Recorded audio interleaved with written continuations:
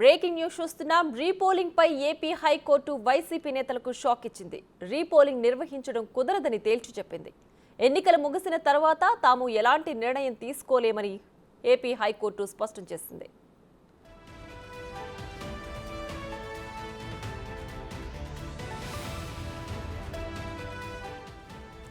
తొలుత రీపోలింగ్ నిర్వహించాలని ఈసీకి వైసీపీ నేతలు ఫిర్యాదు చేశారు. సత్తెనపల్లి, చంద్రగిరి నియోజకవర్గాల్లో రీపోలింగ్ నిర్వహించాలని వైసీపీ నేతలు ఈసీని కోరారు.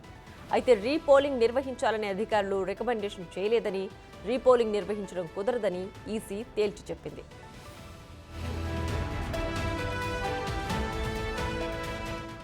మరోవైపు చంద్రగిరి, సత్తెనపల్లి నియోజకవర్గాల్లో రిగ్గింగ్ జరిగిందని, రీపోలింగ్ నిర్వహించాలని వైసీపీ నేతలు పట్టుబడుతున్నారు.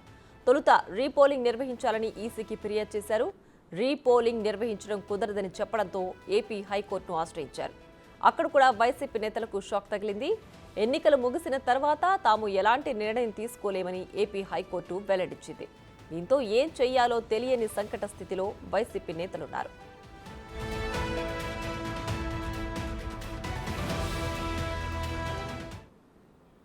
రైట్గా ఇదే అంశానికి సంబంధించి మరింత సమాచారం మా ప్రతినిధి మల్లికార్జున్ లైవ్లో అందించడానికి సిద్ధంగా ఉన్నారు. మల్లికార్జున్, చెప్పండి, ఇప్పుడు ఏపీ హైకోర్టు తీర్పుతో వైసీపీ నేతలు ఎలాంటి యోచనలో ఉన్నారు?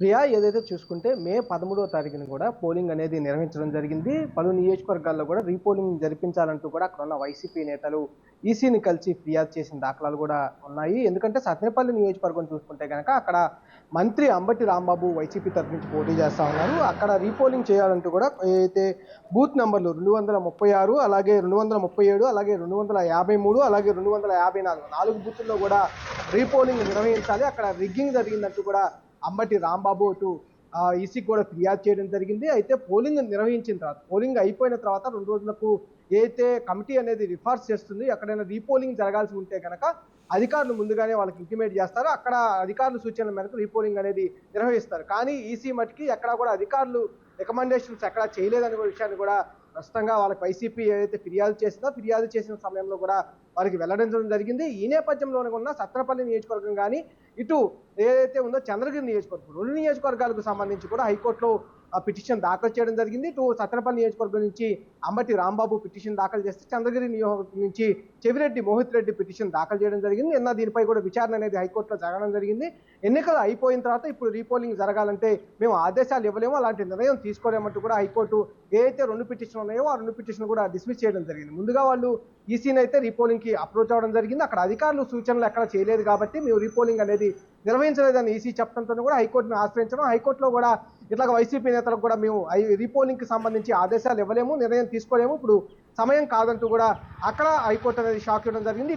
ఇక్కడ ఈసీ దగ్గర వైసీపీ నేతలకు షాక్ తగ్గడం, అలాగే హైకోర్టులో కూడా షాక్ తగ్గడం కూడా వైసీపీ నేతలు ప్రస్తుతానికైతే అయోమయ స్థితిలో ఉన్నట్టు కూడా తెలుస్తున్న పరిస్థితి కూడా ఉంది. అయితే మిగతా స్టెప్ అనేది ఎలా ఉంటుంది, ఎలా వెళ్తే బాగుంటుంది అనే విషయాలపై కూడా వాళ్ళు చర్చించుకున్న పరిస్థితి కనిపిస్తూ ఉంది. ప్రియా, రైట్ మల్లికార్జున్, అయితే ఇప్పటి వరకు ఈసీ కూడా టీడీపీకి తొత్తుగా వ్యవహరిస్తుందని వైసీపీ నేతలు ఆరోపిస్తున్నారు. మరోవైపు రిగ్గింగ్ జరిగిందని ఆరోపణలు ఉన్నాయి, కానీ దానికి సంబంధించిన ఆధారాలు లేవు. సో రిజల్ట్ వరకు వైసీపీ నేతలు వెయిట్ చేయాల్సిందేనా? దీనికి సంబంధించి ఇంకా ఏదైనా చర్యలు తీసుకునే అవకాశం ఉందా?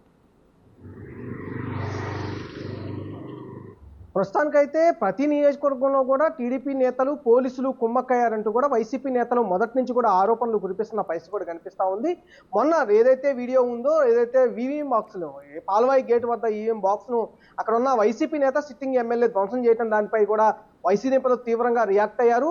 ఏదైతే ఇప్పుడు ఎన్డీఏలో 3 పార్టీలే ఉన్నాయి, ఇటు పోలీసులు ఈసీ కూడా 4వ పార్టీగా జాయిన్ అయ్యారంటూ కూడా తీవ్ర విమర్శలు వైసీపీ నేతలు చేస్తున్న పరిస్థితి కూడా కనిపిస్తూ ఉంది. రిగ్గింగ్ అనేది జరిగిన విషయాన్ని వాళ్ళు చెప్తున్న పరిస్థితి కూడా కనిపిస్తుంది. కానీ అలాంటి దాఖలాలు ఎక్కడా లేవనేది కూడా ఈసీ ధృవీకరిస్తున్న పరిస్థితి కూడా కనిపిస్తూ ఉంది. ఎందుకంటే అక్కడున్న ఆర్ఓలందరూ కూడా వాళ్ళు ఆ రిగ్గింగ్ కనుక జరిగి ఉంటే అక్కడున్న వాళ్ళు ఎవరైతే ఏజెంట్లు ఉంటారు, వైసీపీ నేతల ఏజెంట్లు కానీ, టీడీపీ నేతల ఏజెంట్లు కానీ, మిగతా పార్టీ అంటే అభ్యర్థులు ఎవరైనా కానీ పోటీ చేసిన ఏజెంట్లు ఎవరన్నా కూడా వాళ్ళ రికమెండేషన్ బేస్ చేసుకొని అక్కడున్న బూత్లో కనుక రిగ్గింగ్ అనేది జరిగినా కూడా రీపోలింగ్ చేయాల్సి వచ్చినా కూడా అక్కడున్న సజెషన్స్ మేరకు అధికారులు సజెషన్ చేస్తారు ఈసీకి.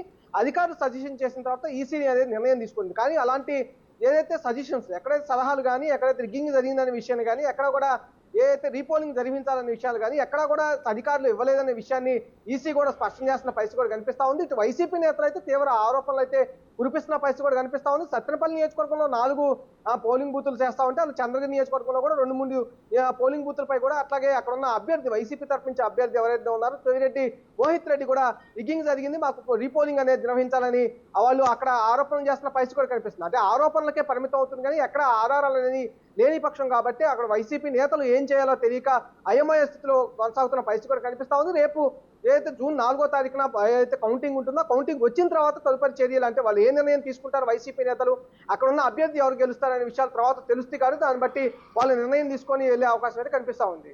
Right Mallikarjun, thanks for the updates.